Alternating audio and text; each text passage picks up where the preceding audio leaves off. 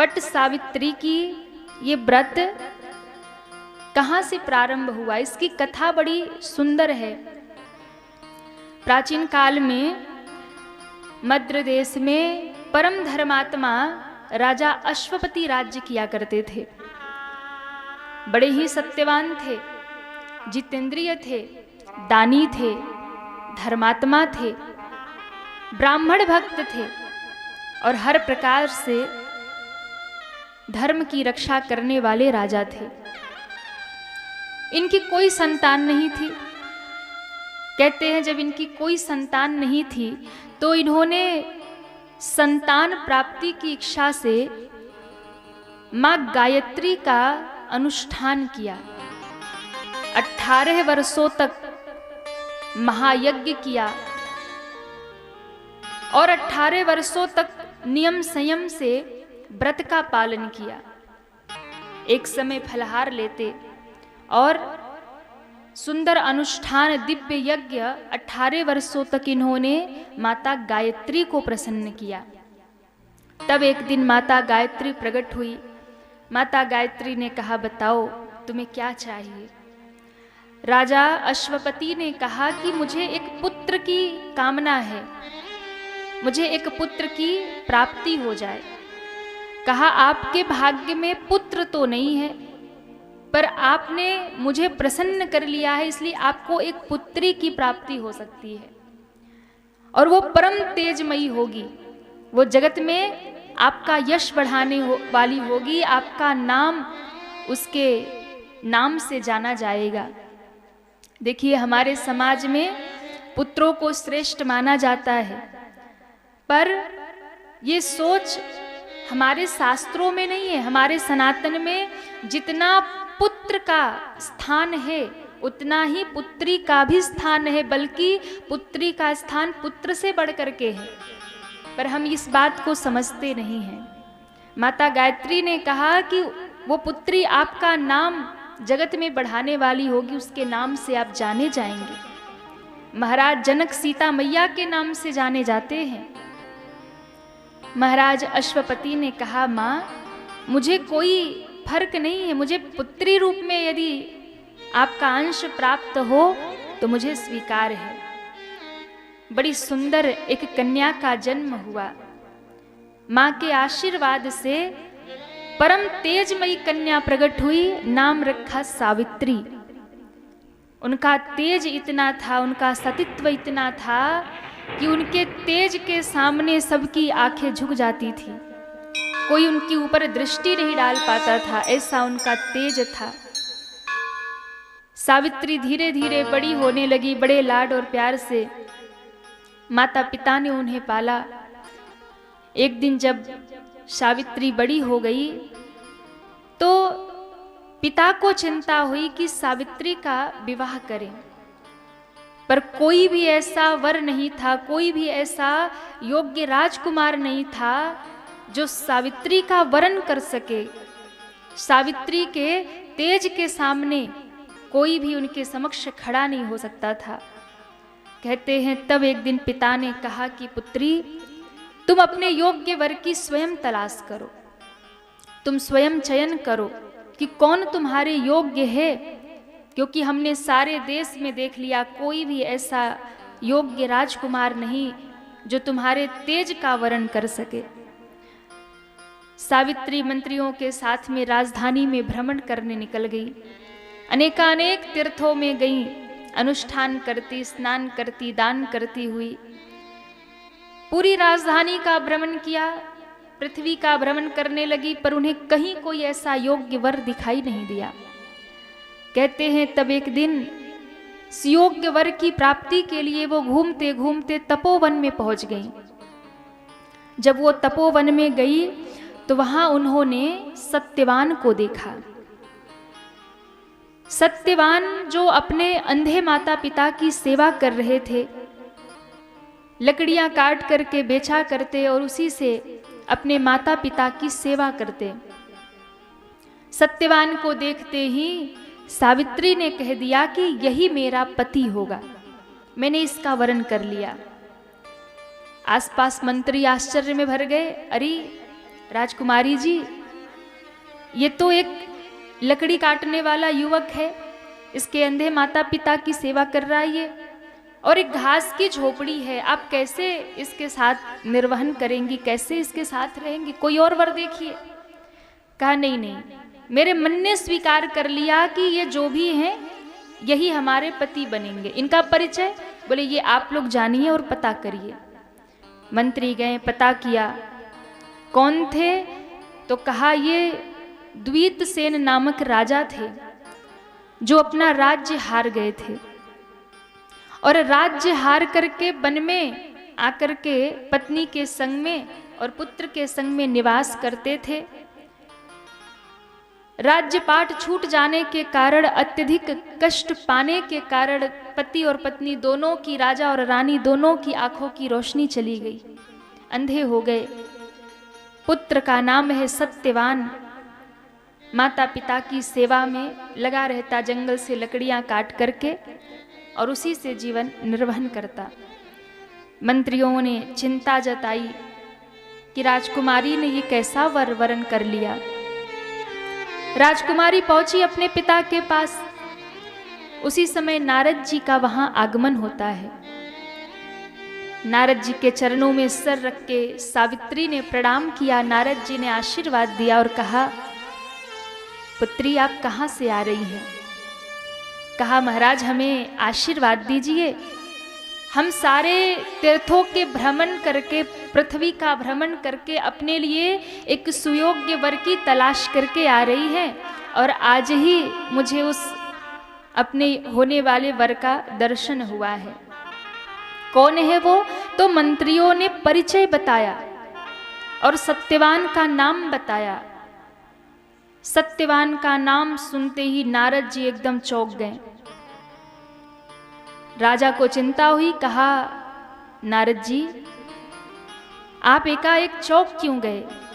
क्या वो वर मेरी पुत्री के योग्य नहीं है? कहा, नहीं नहीं, ऐसा नहीं है। सत्यवान जैसा सत्य का आचरण करने वाला धरती पर इस समय कोई नहीं है। सत्यवान नाम इसीलिए उनका है, सत्य का आचरण, धर्म का आचरण करने वाले हैं। सत्यवान का तप और तेज ऐसा है कि चंद्र का प्रकाश भी फीका पड़ जाए। तो फिर क्या कमी है? उनके पास राजपाठ नहीं है, बोले इसकी भी कोई बात नहीं है। उनके माता पिता अंधे हैं, बोले इसकी भी कोई बात नहीं है। वो जंगल में घास की झोपड़ी में रहते, बोले इसकी भी कोई बात नहीं है। तो नारद जी आपको चिंता क्यों है? नारद जी ने कहा, पुत्री तुम अपना विचार बदल दो, किसी दूसरे वर का चयन कर लो। पर बाबा आप ऐसा क्यों कह रहे हैं? क्योंकि जिसे तुमने चुना है उस सत्यवान की आयु केवल 1 वर्ष है। आज से 1 वर्ष ही वो जीवित रहने वाला है, उसके बाद उसके प्राण चले जाएंगे, इसलिए तुम किसी और का वरण कर लो। सावित्री ने अपना निर्णय सुनाया। कहा कि भले ही उनकी आयु 1 वर्ष है या 1 दिन आयु हो, इससे मुझे फर्क नहीं पड़ता। मैं सती हूं, मैंने एक बार मन से जिसे पति रूप में स्वीकार कर लिया, अब उसे छोड़कर मैं दूसरे का वरण नहीं कर सकती। इसलिए मैं तो विवाह सत्यवान से ही करूंगी।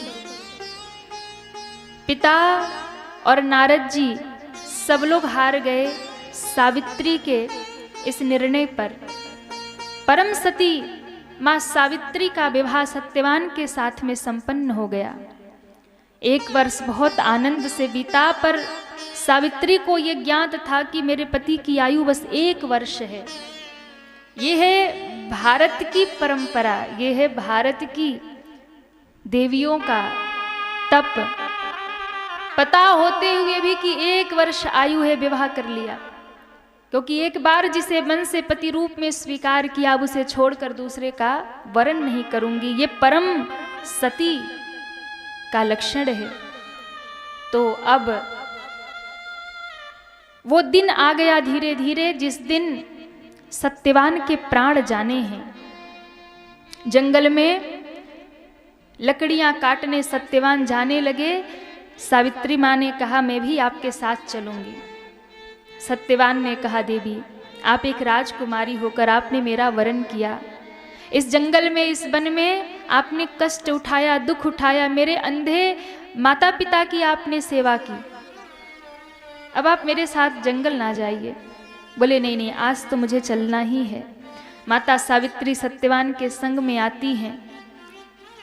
सत्यवान लकड़ियां काटने लगते हैं, माँ लकड़ियां इकट्ठा करने लगती हैं। उसी बीच में यमराज जी का आगमन हो गया। शरीर में अत्यधिक पीड़ा हुई, कष्ट हुई, धरती पे गिरे और जैसे ही धरती पे गिरे मूर्छित हो गए। सावित्री ने गोद में सर रख लिया, पंखा कर रही है। उसी समय यमराज जी आते हैं और सत्यवान के प्राण हरण कर लिए।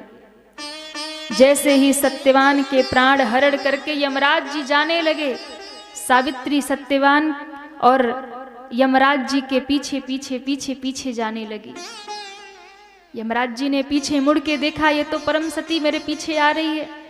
कहा देवी अभी तुम्हारा समय पूरा नहीं हुआ, तुम्हारे पति का समय पूरा हो गया, मैं इन्हें लेकर जा रहा हूं, तुम वापस लौट जाओ। बोले नहीं मैं वापस नहीं लौटूंगी, जहां जहां मेरे पति जाएंगे मैं उनके साथ जाऊंगी। कहा ये तो उनके प्राण हैं, उनका शरीर तो वही पड़ा है, तुम वापस जाओ। कहा नहीं। यमराज जी रुक गए। यमराज जी ने कहा अच्छा एक काम करो, कोई वरदान मांग लो, कोई एक वरदान मांग लो। माता सावित्री ने कहा एक वरदान दे दीजिए। कौन सा वरदान? मेरे पिता को एक पुत्र की लालसा थी, मेरा कोई भाई नहीं है, मैं किसको रक्षा सूत्र बांधूंगी, आप मुझे एक भाई दे दीजिए। यमराज जी ने कहा तथास्तु। फिर जाने लगे। सावित्री मैया फिर पीछे पीछे जाने लगी। यमराज जी ने फिर मुड़ के देखा, कहा देवी वरदान तो दे दिया, अब लौट जाओ, अब क्यों मेरे पीछे आ रही हो। रुक गई। यमराज जी ने कहा एक वरदान अच्छा और मांगो, अब लौट जाना वापस। बोले मेरे सास ससुर का खोया हुआ राज्य उन्हें वापस मिल जाए। यमराज जी ने कहा तथास्तु। फिर जाने लगे। फिर माता सावित्री पीछे पीछे जाने लगी।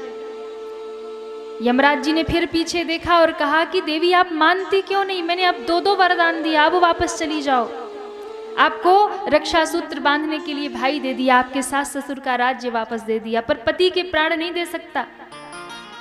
सावित्री माँ ने कहा मैं तो आपके पीछे आऊंगी, जहां जहां मेरे पति जाएंगे वहां वहां मैं जाऊंगी, थोड़ा और आगे बढ़े। तब यमराज जी यम के द्वार पे पहुंचने वाले थे। यमराज जी ने कहा इसके आगे तुम नहीं जा सकती, अंतिम वरदान मांग लो, पति के प्राण छोड़कर चाहे जो मांग लो।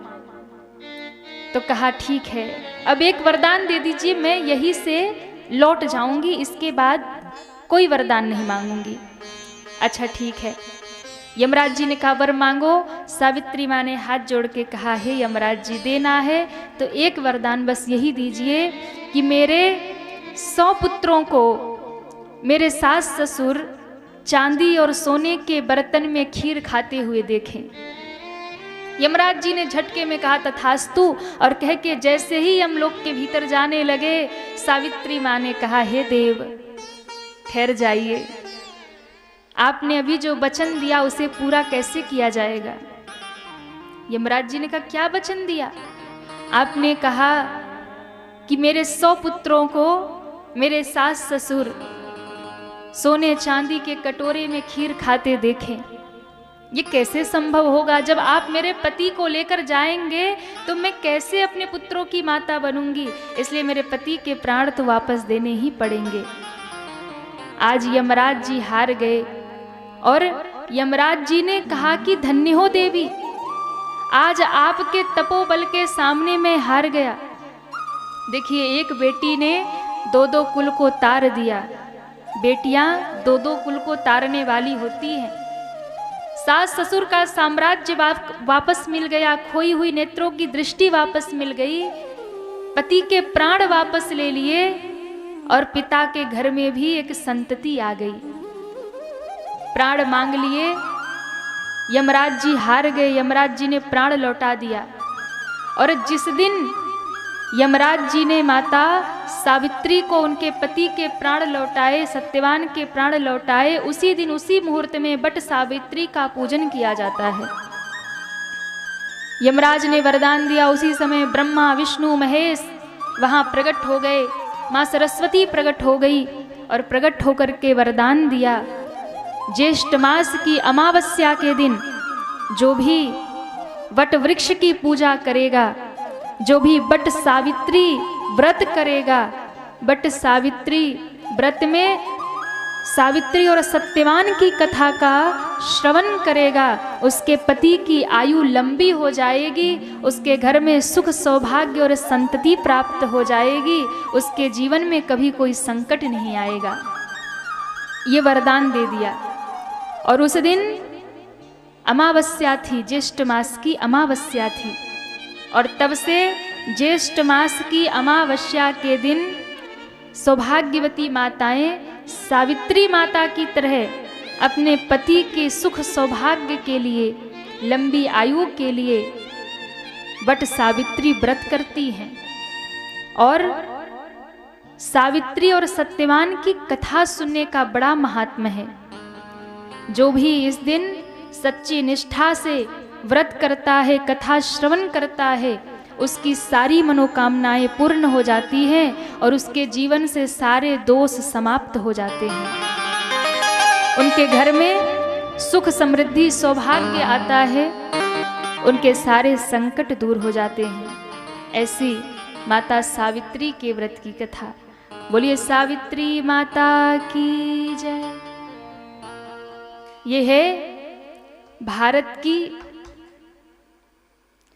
ये है भारत की देवियों का समर्पण, ये है भारत की देवियों का प्रेम और भारत की देवियों का अटूट विश्वास कि वो यमराज से भी अपने पति के प्राण वापस लेकर के आ जाती हैं।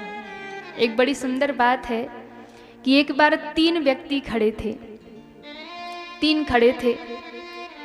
एक अमेरिका का था, दूसरा पाकिस्तान का था, तीसरा भारत का था। तो 3 व्यक्ति जब खड़े थे तो तीनों आपस में चर्चा कर रहे थे। तो जो पाकिस्तानी था उसने कहा कि सुनो, हमारे जो पाकिस्तान की स्त्रियां हैं ना, वो उनके अंदर बड़ी योग्यता है। क्या योग्यता है? वो हेलीकॉप्टर चलाना जानती हैं, वो फाइटर प्लेन चलाना जानती हैं, उन्हें सब कुछ आता है। अमेरिका वाले ने कहा कि सुनो, बस इतना ही, हमारे अमेरिका की जो माताएं, जो स्त्रियां हैं ना, वो अंतरिक्ष में जाना चाहती हैं, अंतरिक्ष में जाना जानती हैं, अंतरिक्ष में भी जाती हैं। भारत का व्यक्ति चुपचाप खड़ा था। तो उन्होंने पूछा कि एक बात बताओ, तुम्हारे भारत की स्त्रियों में क्या योग्यता है, वो क्या कर सकती हैं? तो भारत का जो व्यक्ति था उसने कहा कि सुनो, हमारे भारत की देवियों में जो विशेषता है वो किसी देश की देवियों में नहीं है। किसी के देश की माताएं हेलीकॉप्टर चलाना जानती हैं, तो किसी के देश की स्त्रियां अंतरिक्ष में जाना जानती हैं, लेकिन हमारे जो भारत की माताएं हैं, जो भारत की देवियां हैं, वो यमराज से अपने पति के प्राण लौटाना जानती हैं। इसलिए जो टेक्नोलॉजी भारत की माताओं के पास है ना, वो आज तक किसी और देश की माताओं के पास नहीं है।